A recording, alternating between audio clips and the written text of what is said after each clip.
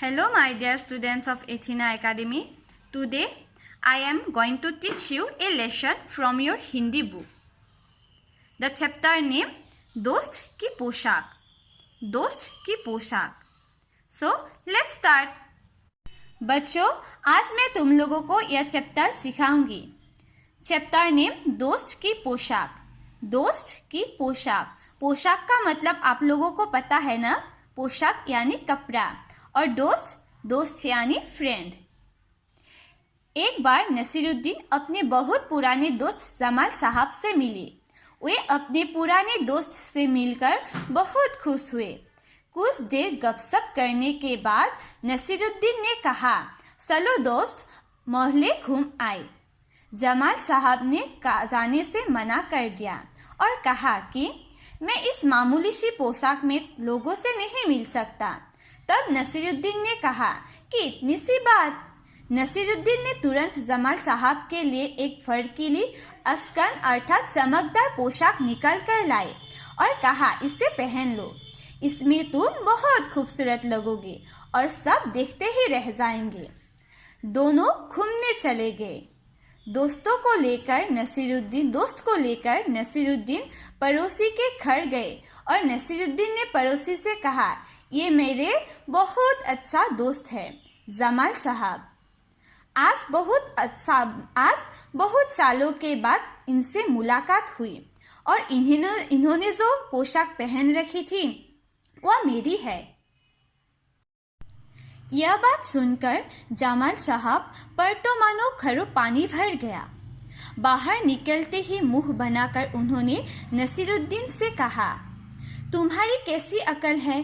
क्या यह बताना जरूरी था कि यह अस्कन तुम्हारी है? तुम्हारा पड़ोसी सोच रहा होगा कि मेरे पास अपने कपड़े ही नहीं हैं. तब नसीरुद्दीन ने माफ़ी मांगते हुए कहा कि गलती हो गई, अब ऐसा नहीं करूँगा. अब नसीरुद्दीन जमाल साहब को हुसैन साहब से मिलवाने ले गए. हुसैन साहब ने उन लोगों का बहुत अच्छे से स्वागत किया. जब जमाल साहब के बारे में पूछा तो नसीरुद्दीन ने कहा, जमाल साहब मेरे पुराने दोस्त हैं और इन्होंने जो अस्कन पहनी है वह इनकी अपनी ही है. जमाल साहब फिर नाराज हो गए. बाहर आकर बोले, झूठ बोलने को किसने कहा था तुमसे? तब नसीरुद्दीन ने कहा कि क्यों, तुमने जैसा कहा मैंने तो वही कहा.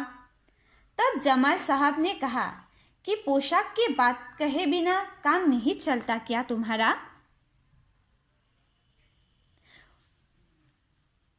उसके बारे में न कहना ही अच्छा है, जमाल साहब ने समझाया. जमाल साहब को लेकर नसीरुद्दीन आगे बढ़े. तभी एक अन्य पड़ोसी मिल गए. नसीरुद्दीन ने जमाल साहब का परिचय उनसे करवाया.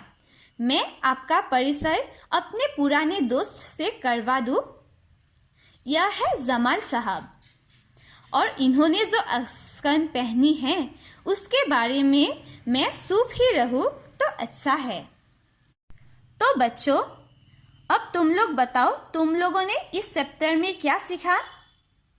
कि हम जब किसी को कुछ देते हैं तो उसके बारे में दूसरों को बताकर फिरना नहीं चाहिए, अर्थात दूसरों को बताना नहीं चाहिए.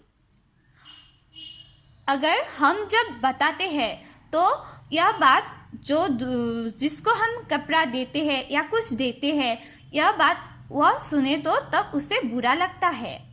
इसलिए दूसरों को बताना नहीं चाहिए. बच्चों, तुम लोग इस चैप्टर को पढ़ो और पढ़ने के बाद कुछ डिफिकल्टी पाते हो तो मुझे फ़ोन करो.